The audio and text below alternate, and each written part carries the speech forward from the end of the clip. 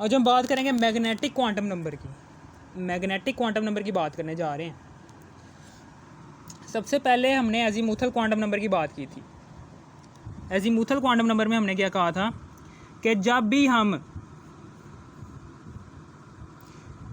हम स्पेक्ट्रम को, ये स्पेक्ट्रम है, ये अंदर, इसके अंदर स्पेक्ट्रल लाइंस हैं, जब भी हम स्पेक्ट्रम को हाई रेजोल्यूशन स्पेक्ट्रोमीटर के थ्रू देखेंगे तो इन स्पेक्ट्रल लाइंस की मज़ीद फाइन लाइंस बन जाएंगी। इन फाइन लाइंस को बोहर ने एक्सप्लेन नहीं किया। इस फाइन लाइन को एक्सप्लेन करवाने के लिए हमने एक इस्तिलाह कायम की केमिस्ट्री के अंदर। उस इस्तिलाह को नाम दिया एजीमुथल क्वांटम नंबर का। एजीमुथल क्वांटम नंबर का नाम दिया और एजीमुथल क्वांटम नंबर के अंदर हम इसको बयान करते हैं। ठीक है ना। एजीमुथल क्वांटम नंबर में हम इन फाइन लाइंस को सबशेल का नाम दे रहे होते हैं। और फिर इसी तरीके से जब हम इसी स्पेक्ट्रम को, कि जो कि हमने देखा था हाई रेजोल्यूशन स्पेक्ट्रोमीटर के थ्रू, ठीक है ना, इस स्पेक्ट्रम को, जो कि इस स्पेक्ट्रम के अंदर जो स्पेक्ट्रल लाइंस थी, उन स्पेक्ट्रल लाइंस को जब हमने हाई रेजोल्यूशन स्पेक्ट्रोमीटर के थ्रू देखा था तो उन स्पेक्ट्रल लाइंस की फाइन लाइंस क्रिएट हो रही थी। तो जब हम इन फाइन लाइंस, इसी स्पेक्ट्रम को उठाकर मैग्नेटिक फील्ड के अंदर रखेंगे, तो मैग्नेटिक फील्ड के अंदर रखेंगे यानी कि यहाँ पर ये नॉर्थ पोल है, ये मैग्नेट का साउथ पोल है। मैग्नेटिक फील्ड के अंदर रखेंगे ना, तो फिर क्या होगा, तो फिर इन फाइन लाइंस की मज़ीद फाइन लाइंस बन जाएंगी इस तरीके से। और इन फाइन लाइंस को हमने नाम दिया था, ये क्या, कौन सी फाइन लाइंस हैं? ऑर्बिटल्स। ये क्या है? ये ऑर्बिटल्स हैं। और इन ऑर्बिटल्स को एक्सप्लेन करने वाला क्वांटम नंबर कौन सा है जी? Magnetic quantum number. कौन सा है? Magnetic quantum number. ये बहुत इंपॉर्टेंट बात है जो मैं बता रहा हूँ। ठीक है ना, समझ आ गई आपको?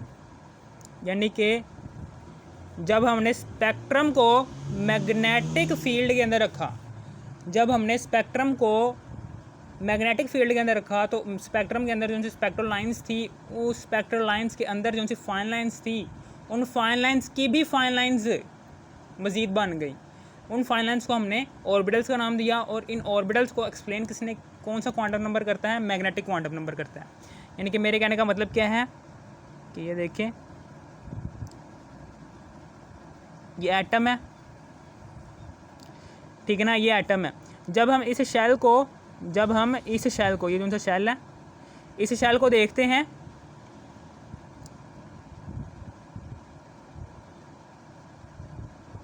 इस शेल को जब हम हाई रेजोल्यूशन स्पेक्ट्रोमीटर के थ्रू देखते हैं तो इस शेल की मज़ीद फाइन लाइंस क्रिएट हो जाती हैं। ठीक है ना। इन फाइन लाइंस को हमने सबशेल का नाम दिया। और सबशेल को रिप्रेजेंट करने वाला क्वांटम नंबर कौन सा होता है? एजीमुथल क्वांटम नंबर, यानी कि एल। ठीक है ना। इसी तरीके से जब हमने इन फाइन लाइंस को ये जिनसे बन रही हैं, ठीक है ना, इन फाइन लाइंस को जब हमने मैग्नेटिक फील्ड के अंदर देखा, जब हमने इन फाइन लाइंस को मैग्नेटिक फील्ड के अंदर रख कर इन फाइन लाइंस का मज़ीद मुताला करे, तो ये फाइन लाइंस मज़ीद फाइन लाइंस में डिवाइड हो गई। और इन फाइन लाइंस को हमने नाम दिया, ये क्या है? ये ऑर्बिटल्स हैं। और ऑर्बिटल्स को एक्सप्लेन करने वाला जो सा क्वांटम नंबर होता है, उस क्वांटम नंबर को कहते हैं हम मैग्नेटिक क्वांटम नंबर। चूँकि ये फाइन लाइंस मैग्नेटिक फील्ड के अंदर डिस्कवर हुई हैं, इसलिए हम उस क्वांटम नंबर को भी मैग्नेटिक क्वांटम नंबर का नाम देते हैं। ठीक है ना, समझ आ गई? ये बहुत इंपॉर्टेंट बात है। ये भी बात होगी क्लियर। यही सारी बातें मैंने यहाँ पर लिखनी है। अब जितनी भी मैंने बातें कर दी हैं ना यहाँ पर, ये सारी की सारी बातें मैं यहाँ पर लिखूँगा कि वैन मैग्नेटिक क्वांटम नंबर को हम एम से रिप्रेजेंट कर रहे होते हैं।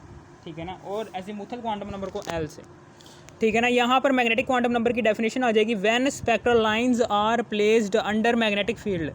जब हमने स्पेक्ट्रल लाइंस को मैग्नेटिक फील्ड के नीचे रख कर उसका मुताला किया। When spectral lines are placed under magnetic field then the spectral lines are further divided into fine lines. तो ये जो स्पेक्ट्रल लाइंस थी, जब हमने स्पेक्ट्रल लाइंस को मैग्नेटिक फील्ड के अंदर रख कर उसका मज़ीद मुताला करें तो स्पेक्ट्रल लाइंस फाइन लाइंस में डिवाइड हो गई, फर्दर डिवाइड होगी, ठीक है ना।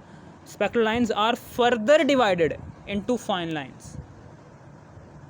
To explain these fine lines, हमने इन फाइन लाइंस को एक्सप्लेन करने के लिए एक और क्वांटम नंबर डिस्कवर कर दिया। उस क्वांटम नंबर को नाम दिया, वो इंट्रोड्यूस मैग्नेटिक क्वांटम नंबर, ठीक है ना। और फिर उसके बाद it represent the direction of orbitals in space. इस स्पेस में ऑर्बिटल्स की डायरेक्शन को रिप्रेजेंट कर रहा होता है, ठीक है ना।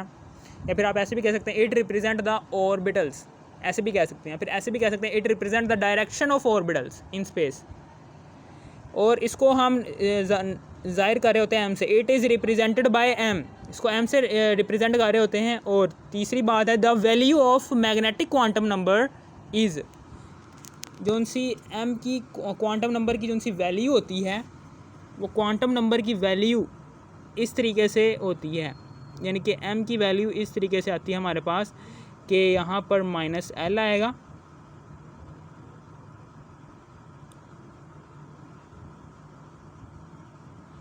-4, -3, -2, -1, 0, +1, +2, +3, +4।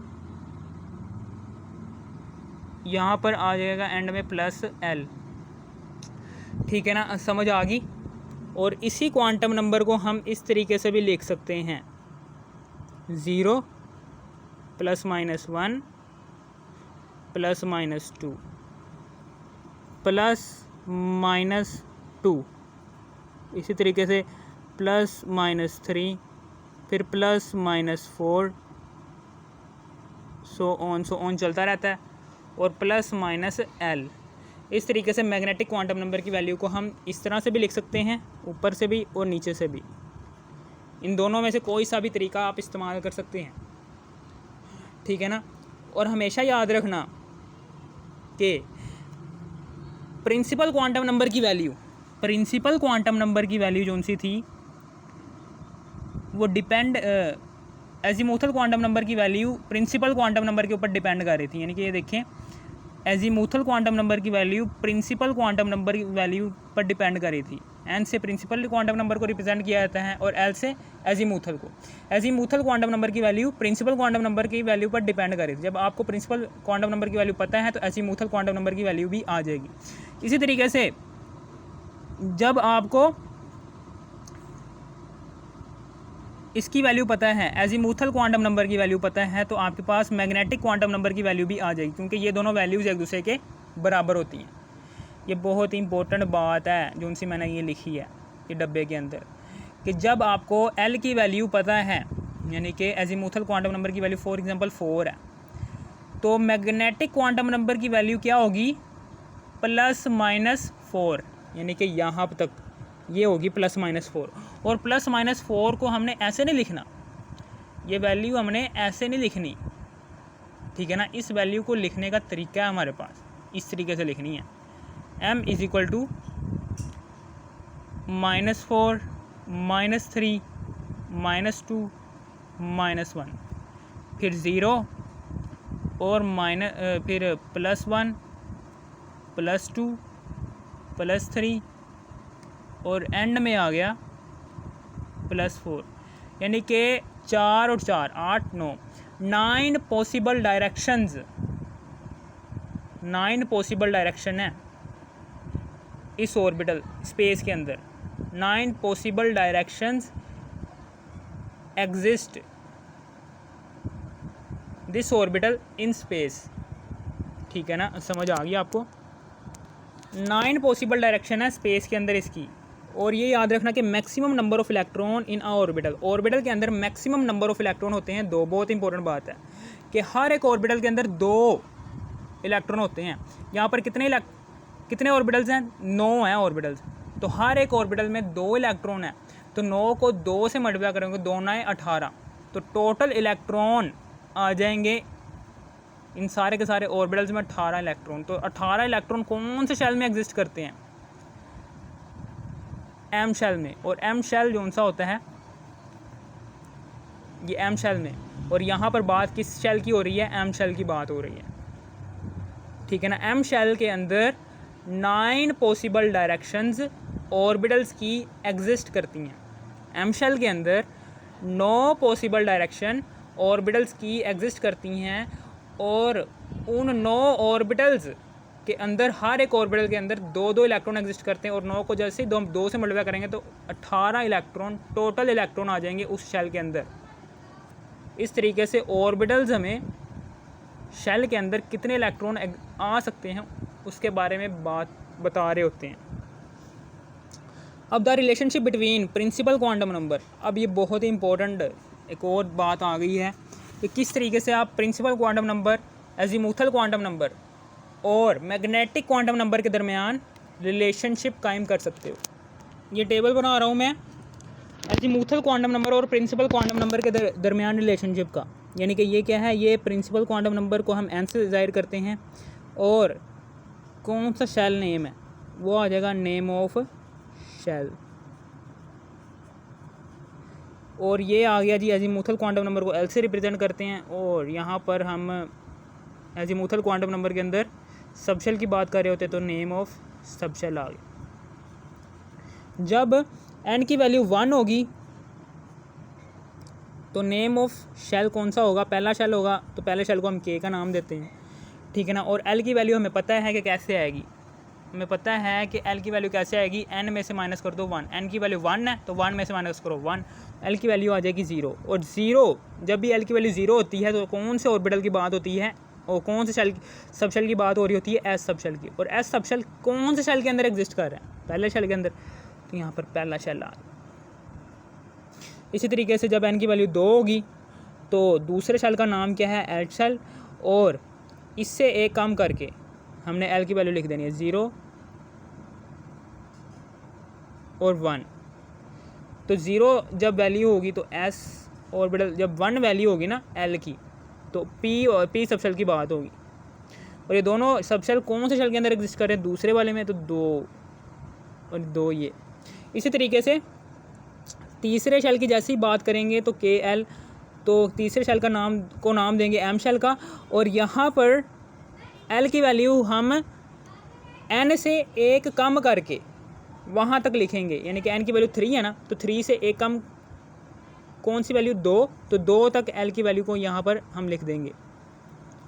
तो 0 है, तो 0 किस सबशेल को रिप्रेजेंट कर? जब एल की वैल्यू 0 होगी तो कौन सा सबशेल आएगा? एस। जब 1 होगी एल की वैल्यू तो कौन सा सबशेल आएगा? पी। जब एल की वैल्यू 2 होगी तो कौन सा सबशेल आएगा? डी, ठीक है ना। और ये तीनों के तीनों सबशेल कौन से शेल के अंदर एग्जिस्ट कर रहे हैं? तीसरे वाले के अंदर, तो 3 और 3। इसी तरीके से चौथा शेल, जब हम चौथे शेल की बात करेंगे तो चौथा शेल का नाम क्या है जी? N shell. और यहाँ पर हम एल की वैल्यू लिख देंगे 3 तक, 0 1 2 और 3। इसी तरीके से यहाँ पर हम बात करेंगे, ये एस है, ये पी है, ये डी है। जब भी एल की वैल्यू 3 होगी तो कौन से सबशेल की बात होगी? यहाँ पर एफ सबशेल की। और ये चारों के चारों सबशेल कौन से शेल के अंदर एग्जिस्ट कर रहे हैं? चौथे वाले में, तो 4 4 4 और 4, ठीक है। मैग्नेटिक क्वांटम नंबर यहाँ पर लिखेंगे अब हम, मैग्नेटिक क्वांटम नंबर, दोनों क्वांटम नंबर की बात हो गई है। Principal quantum number, azimuthal quantum number के दरमियान हमने रिलेशनशिप कर लिया। अब हमने मैग्नेटिक क्वांटम नंबर लिखकर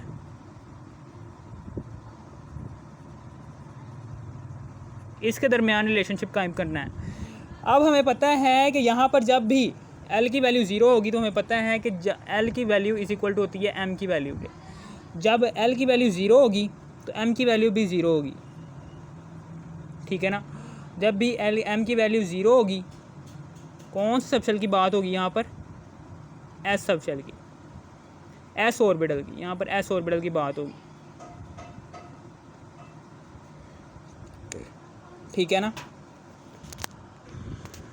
अब उसके बाद यहाँ पर करके या इधर करके अब हम क्या करेंगे, एस ऑर्बिटल बना दिया हम, और एस ऑर्बिटल की, एस सबशेल की सिर्फ और सिर्फ एक ही पॉसिबल डायरेक्शन होती है, वो होती है सिर्फ और सिर्फ एस ऑर्बिटल, वो लिख दिया। इसी तरीके से जब एल की वैल्यू 0 होगी तो आ गया यहाँ पर 0, और जब एल की वैल्यू 1 होगी तब एम की वैल्यू को कैसे लिखेंगे, -1, 0 और +1, ठीक है ना। और ये भी मेरी बात याद रखना कि -1 किसको रिप्रेजेंट कर रहा था, 0 और +1 ये किसको रिप्रेजेंट कर रहे होते हैं। -1 रिप्रेजेंट कर रहा होता है पी एक्स, ये पी वाई को, और ये पी वी को। इस तरीके से पी एक्स को किस तरीके से लिखेंगे,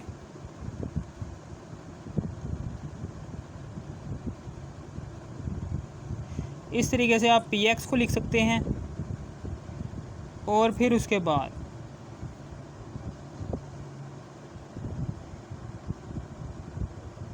इस तरीके से हम पी वाई को लिख सकते हैं, और आखिर में हम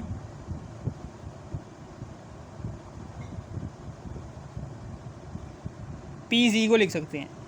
ये पी एक्स है, ये पी वाई है, और ये पी जी है। इस तरीके से हम इनकी ये हमने बना के भी दिखा दिया, ठीक है ना, समझ आ गई, ओके, ठीक है ना। और फिर उसके बाद जब एल की वैल्यू 0 होगी तो एम की वैल्यू क्या होगी, 0।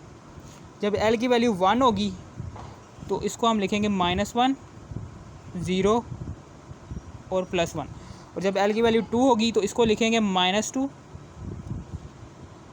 -1, यानी कि डी ऑर्बिटल के लिए। डी ऑर्बिटल के लिए, ये पी ऑर्बिटल के लिए पॉसिबल डायरेक्शन 3 पॉसिबल डायरेक्शन है। एस ऑर्बिटल के लिए सिर्फ और सिर्फ एक ही पॉसिबल डायरेक्शन है। पी ऑर्बिटल के लिए 3 पॉसिबल डायरेक्शन है। डी ऑर्बिटल के लिए 5 पॉसिबल डायरेक्शन है, 0, +1 और +2। ये 5 पॉसिबल डायरेक्शन कौन कौन सी है मैं लिख के भी दिखा देता हूँ। -2 है, ये -1 है, ये 0 है, ये +1 है, और ये +2 है। ये -2 किसको रिप्रेजेंट कर रहा होता है, डी एक्स वाई को, ये डी वाई जी को, ये डी जी एक्स को, ये D x square -y square, और ये रिप्रेजेंट कर रहा होता है D G square. 5 possible direction है डी ऑर्बिटल की, ठीक है ना, समझ आ गई आपको, ये लिख दिया मैंने, 5 पॉसिबल डायरेक्शन है। फिर इसी तरीके से यहाँ पर आगे हम बात करेंगे इसकी। जब एल की वैल्यू 0 होगी तो 0 आ जाएगा, एल की वैल्यू जब 1 होगी तो तब -1, 0 और +1। जब एल की वैल्यू 2 होगी तो -2, तो एम की वैल्यू हम कैसे लिखेंगे, -2, -1, 0, +1 और +2। और जब एल की वैल्यू 3 होगी तो इसको हम कैसे लिखेंगे, तो -3, -2, -1, 0, +1, +2 और +3। इस तरीके से लिखेंगे हम, ठीक है ना। और एफ ऑर्बिटल की कितनी पॉसिबल डायरेक्शन है स्पेस के अंदर, 1 2 3 4 5 6 7 पॉसिबल डायरेक्शन है एफ ऑर्बिटल की स्पेस के अंदर, ठीक है ना, समझ आ गई आपको। और हम इस तरीके से हम कैसे पता चलाएं कि हमारा ये सारा सही भी है कि नहीं, ठीक है ना। इस तरीके से के शेल के अंदर 2 इलेक्ट्रॉन एग्जिस्ट करते हैं, तो हर एक ऑर्बिटल के अंदर दो इलेक्ट्रॉन होते हैं। तो इस ऑर्बिटल के अंदर 2 इलेक्ट्रॉन है, तो यहाँ पर 2 इलेक्ट्रॉन, वाकई में यार ये सही है हमारा, ये ऑर्बिटल जो सा मैंने लिखा है ये सही है। इस तरीके से यहाँ पर कितने हैं, 1 2 3 4 ऑर्बिटल हैं, हर एक ऑर्बिटल में 2 इलेक्ट्रॉन, 4 दूनी 8, तो यहाँ पर 8 इलेक्ट्रॉन, एल शेल के अंदर 8 इलेक्ट्रॉन ही एग्जिस्ट करते हैं। और यहाँ पर कितने ऑर्बिटल हैं, 5 3 8 और ये 9, हर एक ऑर्बिटल के अंदर 2 है, दोनों 18। एम शेल के अंदर 18 इलेक्ट्रॉन ही एग्जिस्ट करते हैं, सही है यार, ये भी मैंने सही लिखा है, सही बनाया। इसी तरीके से यहाँ पर 5 3 8 9 10 11 12 13 14 15 16 16 हैं, तो 16 हैं हर एक ऑर्बिटल के अंदर 2 इलेक्ट्रॉन एग्जिस्ट करें, 16 दूना 32, तो 32 इलेक्ट्रॉन इस ऑर्बिटल इस शेल के अंदर एग्जिस्ट करेंगे। ठीक है ना, ये बात है, पॉसिबल बात। हाँ, यानी कि हमारी ये सारी की सारी कैलकुलेशन सही हुई है। और इस कैलकुलेशन के थ्रू बहुत ही इंपॉर्टेंट बातें यहाँ पर लिखने लगा हूँ जो हमें आनी चाहिए, वो ये हैं कि जब L की वैल्यू क्या होगी, जब L की वैल्यू 0 होगी तो हम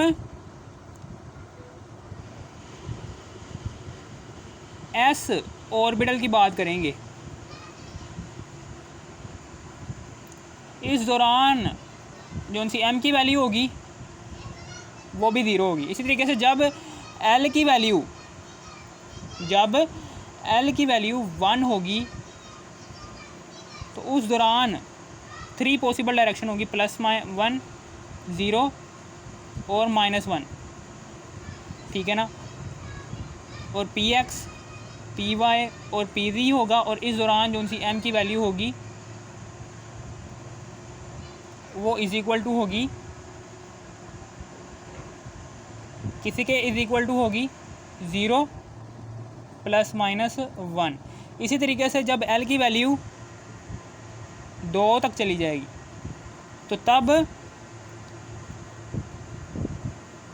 जो सी इम्पोर्टेंट वाली पॉसिबल डायरेक्शन है वो ये वाली हैं, -1, 0, +1 और +2।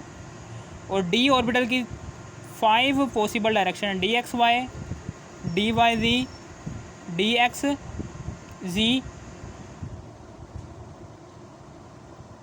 और dx² - y² और dz²। 5 पॉसिबल डायरेक्शन है। यहाँ पर M की वैल्यू क्या आ जाएगी हमारे पास, 0 ± 1, यानी कि M की वैल्यू +-2 तक लिख दो, 0 ± 1 +-2। D ऑर्बिटल की 5 पॉसिबल डायरेक्शन ये आनी चाहिए, 5 पॉसिबल डायरेक्शन है। D ऑर्बिटल की 5 पॉसिबल डायरेक्शन है शेल के अंदर। ठीक है ना, समझ आ गई आपको। अगर आपको इस वीडियो की और P ऑर्बिटल की 3 पॉसिबल डायरेक्शन है शेल के अंदर।